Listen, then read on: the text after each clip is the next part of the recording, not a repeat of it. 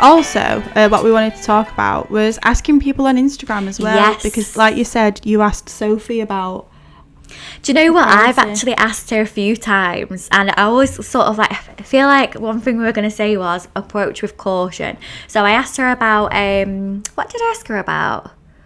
I asked her about a few things, but one of them was gifts, and I knew that she'd done gifts for customers before, like for small businesses, and somebody had asked me to do it. So I messaged her, and I just said, it's completely okay if you don't want to give me this information.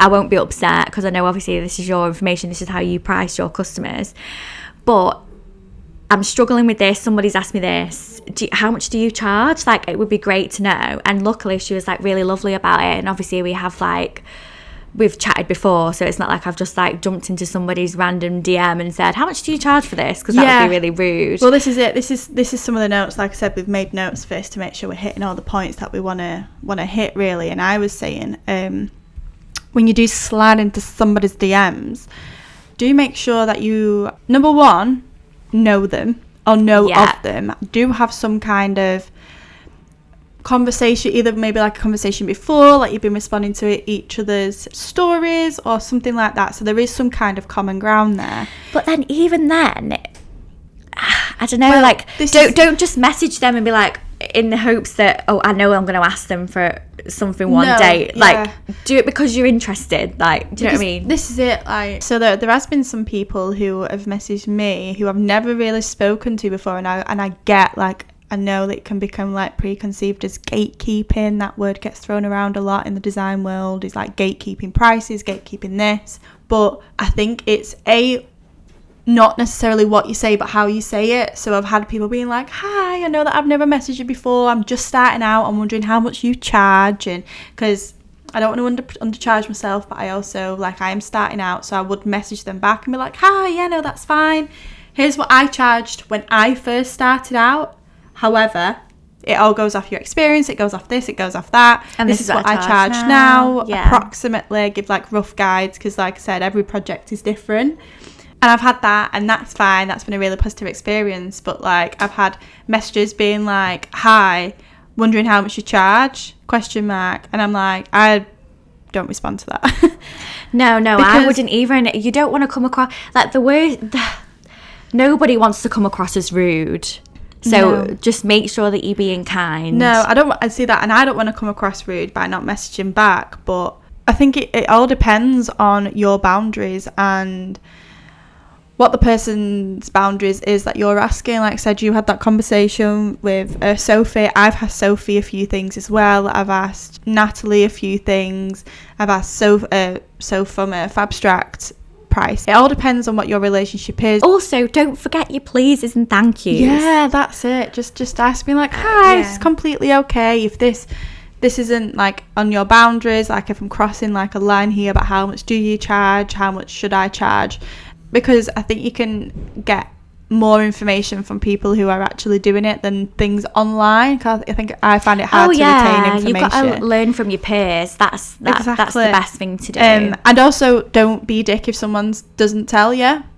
Because that's up to them. Yeah. And if they don't want to give you the prices, then don't. So I had a situation with this girl that I sort of knew of.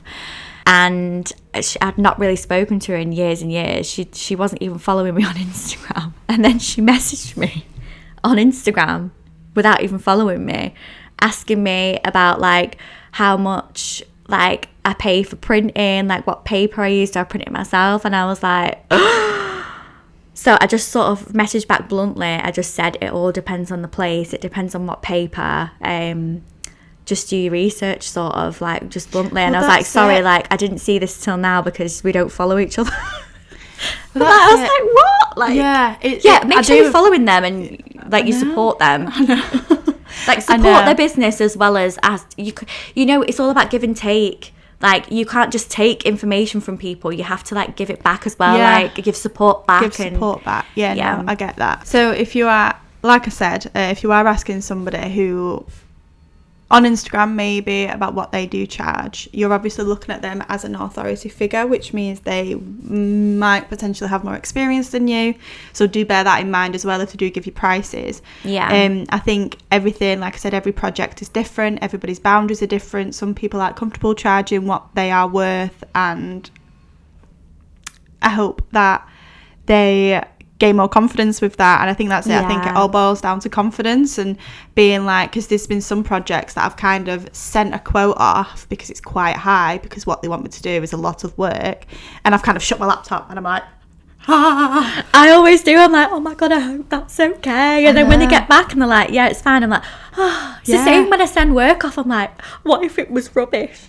I know. And then they come back and they say I love it, and I'm like, oh god, thank goodness. Great. I thought you were gonna hate it every time. Yeah, so no, what works for other designers might not work for you, and it's all I think the one thing that I regret not doing at the beginning, which I do kind of have now, I think I mentioned that before, how I'm starting doing it. So how I used to do my quotes, people filled out a quote form, it gets emailed to me, then I email them back a price. Oh, you didn't mention what you do now, I don't think. So yeah, what do you do now? So when your new website comes out, you're doing it differently, aren't you? So you're not doing the quote form. So I still am doing the quote form, but I'm gonna have actual prices on my website. So the issue is that I've got is because I've got no prices on my website, people don't know how much I charge. So I've had a lot of people being like, oh, I'm just starting out, I've got £50 to do this, and then they've sent me a quote form and I've taken time to read it, and I've sent the email back saying this is like completely like out of how much I charge, here's what I charge, and then it's a shock to them.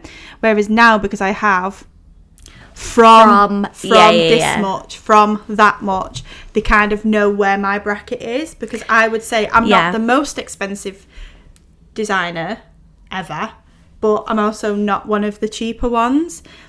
I think it's just asking people on Instagram is such a great tool, and if people do want to explain to you how much they charge, and even like, because this is it as well, like not necessarily how much they charge, like following on from that, I've had people message me asking me where I get my stock. See, I think that's really, I don't think that's, I've never done that, and I think it's really rude. No, I've asked people where they get the stock. So some people will, that if their manufacturers are a small business and they have an Instagram, they've probably tagged them. So I've used a supplier from somebody else. I was like, oh, they do that. Oh, I'll see who does theirs. Yeah, but that's because and that's fine, and they've put that out. But I've had people being like, what paper do you use? What do you get this from? And I've never had a conversation with them before, and I find that a little bit rude. That girl that messaged me, it's really rude, because like I don't know about you, but I've gone through trial and error to try and find the best products, the best things. I don't want to tell you where I get my things from, or like what I use. Do you know what I mean? Like, I mean, I've only got certain things, but maybe I would. I don't know, but well, that's it. And I think as well, it is different, and it all depends on what your vibe is. Because I've seen a lot of people on Instagram being like, it's gatekeep, and I'll never gatekeep where I get my stuff from. Yeah, but business is business. Like, it is. If you're my direct, and I know it's like, oh, some whatever, like togetherness over competition, but when it comes to business, I don't want you undercutting me if we're the same vibe. Whereas if me and you sold the same thing, yes, we are both brightly coloured, but both it's different vibe. It's a different Whereas vibe. If someone who was doing the same vibe as me asked me where I got my stuff from or where my supplier is, I'm not saying you're my direct competition, because I don't like that, but in the field, my business and your businesses are so close, I don't want you undercutting me in prices. Also, as well, if because somebody's I've built up these relationships with the suppliers. This is what I was going to say. Like, if somebody's coming to you asking for you, like, let's say they're just starting out and they're like, right, where am I going to start? Instead of doing research on Google and finding, ringing people up and finding the best suppliers, instead of doing research, they're going to go straight to you. That's completely disrespecting your years of research and getting the best product you can for your customers. It's completely disrespecting that, because it's like, oh, I'm not going to do the whole 3 years of like trying to find the best things like you. I'm just going to jump straight into your position now. There are some people who are so open about it, and that's great, and that's amazing. I've been open about like when I did Pin Badge, I used to tag the company, and they're a small business themselves, and it's great like that. But when they come to these big massive manufacturers, Like, it just takes a couple of Googling, and it just takes a little bit of research. And I think that's the best part of your business as well. I think if you jump in steps, you'll miss things, you'll miss little points. And also, I think as well, just because somebody else is doing something and it works for them doesn't necessarily mean it's going to work for you. And like I said, gatekeeping gets thrown about quite a bit, and some things can be seen as like a little bit gatekeeping, but I think it's all down to boundaries. And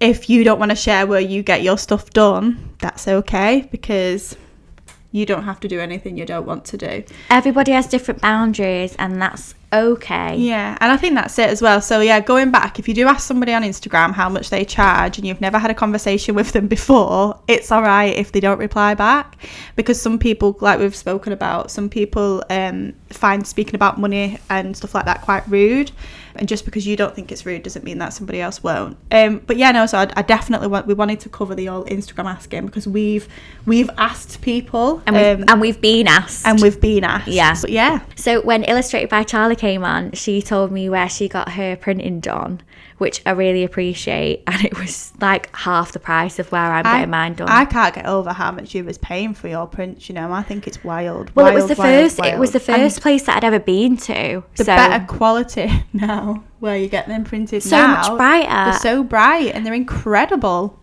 Thanks.